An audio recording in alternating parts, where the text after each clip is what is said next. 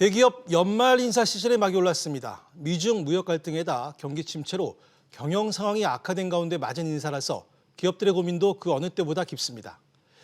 위기 돌파를 위해 인적 쇄신에 나설지 아니면 조직 안정으로 위기에 맞설지 관심이 쏠리고 있는데요. 먼저 4대 그룹의 움직임은 어떤지 기자들과 얘기 나눠보겠습니다. 이한나 기자, 먼저 재계 1위 삼성은 이재용 부회장의 국정농단 재판과 삼성바이오로직스 분식회계 의혹 등 되게 아직까지는 좀 어수선한 분위기인데, 자, 그래서인지 올해 인사는 변화보다는 안정을 택할 것이다라는 이런 전망이 나오고 있습니다. 네, 어찌 보면 지금 삼성은 창사 이래 경영 불확실성이 가장 큰 시기라고 할 수 있습니다. 네. 그 밖으로는 미중 무역 분쟁과 일본의 수출 규제라는 악재가, 안으로는 이재용 부회장의 국정농단 파기환송심이 진행 중인데요. 네. 대법원이 말 3마리를 뇌물로 인정하면서 실형 가능성도 높습니다. 네. 따라서 올해 말이나 내년 초에 나올 재판 결과에 따라 또다시 총수 부재 상황을 맞을 수도 있습니다. 이런 상황에서 반도체나 스마트폰 실적이 나빠져도 이재용 부회장이 변화 대신 조직 안정을 선택할 것이라는 전망이 우세한데요. 네. 그래서 삼성전자는 또다시 이 김기남, 김현석, 고동진, 트로이카 체제로 갈 것이라는 겁니다. 자, 그런데 이 3명의 사장 가운데 고동진, 모바일과 IT를 맡고 있는 고동진 사장은 교체될 수도 있다라는 이런 전망도 나옵니다. 네, 고동진 사장은 지난해 이재용 부회장이 경영 복귀 후에 인사에서도 그 스마트폰 실적이 나빠 퇴진설이 많았지만 유임됐는데요. 예. 하지만 이번 인사에서는 칼바람을 피하기 힘들 것이라는 전망이 나오고 있습니다. 이 아무리 위기 상황이라도 지난해 스마트폰 실적이 부진했고요. 조직에 긴장감을 주기 위해서라도 폴더블 폰의 품질 논란의 책임을 물을 것이란 얘기입니다. 예. 과연 이재용 부회장이 어떤 선택을 할지 지켜봐야 할 것 같습니다. 알겠습니다. 자, 김현우 기자. 네. 지금 얘기한 것처럼 삼성이 전반적으로 좀 안정적인 인사를 할 것이다라는 전망이 우세한데, 그럼에도 불구하고 이재용 부회장이 파격 인사를 할 것이다라는 이런 전망도 나와요. 네, 그렇습니다. 이재용 부회장이 1981년생 30대인 구자천 베인앤컴퍼니 파트너를 시스템 반도체 사업부 상무로 직접 영입해 화제가 됐었습니다. 예. 이처럼 임원 승진자가 줄더라도 이 부회장이 인공지능, 비메모리, 5G 등 신사업 부문에서 파격 인사를 단행할 가능성이 있습니다. 예. 신사업에서 임원이 늘어난다는 건 더 많은 사업을 추진하고 기업이 더 많은 지원을 해주겠다는 뜻으로도 볼 수 있습니다. 실제로 삼성전자가 평소 40에서 50명이었던 반도체 DS 부문 임원 승진자를 2배로 늘렸던 2017년부터 반도체에 대한 투자도 매년 20조 원씩을 하고 있습니다. 알겠습니다. 이번엔 현대차로 가보죠. 자, 김 기자. 네. 현대차는 연말 임원 인사 폭이 적을 것이라고 하는데, 자, 변화보다는 안정에 무게를 뒀다고 좀 그렇게 분석을 해야겠죠? 네, 그렇습니다. 현대차는 연말 인사를 할 필요성이 적다는 평가를 받고 있습니다. 네. 왜냐하면 정의선 부회장이 취임 후 수시 인사를 통해서 임원 30명 정도를 이미 임명했기 때문입니다. 예. 또 중국 시장 부진 등 어려운 경영 환경이 계속되고 있어 안정을 위한 소폭 인사가 예상됩니다.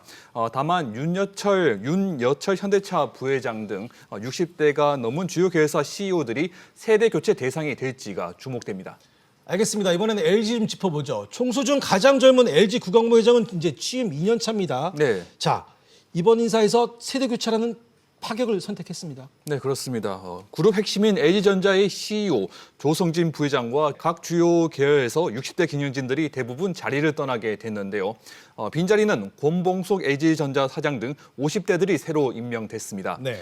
조 부회장은 LG에서 40년 넘게 근무하면서 세탁기 장인 등으로 불리며 지금 LG 백색가전을 만든 사람입니다. 네. 또 구 회장이 LG전자 근무 시절 상사였기도 해 구 회장의 멘토 중 한 명으로 꼽히기도 했습니다. 네. 조 부회장은 새로운 변화에 잘 적응할 수 있는 후배 경영진에게 기회를 주기 위해 물러나는 것으로 알려졌는데요. 새롭고 젊은 LG를 만들어 지금 위기를 돌파하고자 하는 구 회장의 의지도 깔려있지 않느냐는 분석이 나오고 있습니다. 알겠습니다. 4대 그룹 인사에서 SK도 눈에 띄는데요. 자, 이 기자. SK는 지난 7월 CEO급을 제외하고 임원 직급 제도를 폐지했습니다. 자, 그래서 임원 인사 폭이 줄어들 것으로 보이는데, 이렇게 임원 그 직급 제도를 없앤 배경 어떻게 봐야 될까요? 네, 이 수평적인 조직 문화를 강조한 최태원 회장의 의지가 반영된 건데요. 네. 올해 신년사에서 최 회장은 지위가 올라갈수록 자리와 권위를 생각하는데 그렇게 꼰대가 되면 이 조직 성숙도가 떨어진다. 임원부터 꼰대가 되지 말아야 행복한 공동체가 된다면서 조직의 원활한 의사소통을 위해 임원들에게 권위를 내려놓으라고 주문했습니다. 이런 수평적인 조직 문화 정착을 위해 임원 직급을 본부장, 그룹장으로 이렇게 단순화하면서 사실상 승진 인사가 사라진 셈이죠. 그렇군요. 자, SK텔레콤 등 그 주요 계열사 사장들은 연임 가능성에 무게가 실리고 있습니다. 네, 맞습니다. SK 핵심 계열사인 SK텔레콤 박정호 사장, SK이노베이션 김준 사장, 그리고 주 SK 장동현 사장의 연임설이 힘을 받고 있습니다.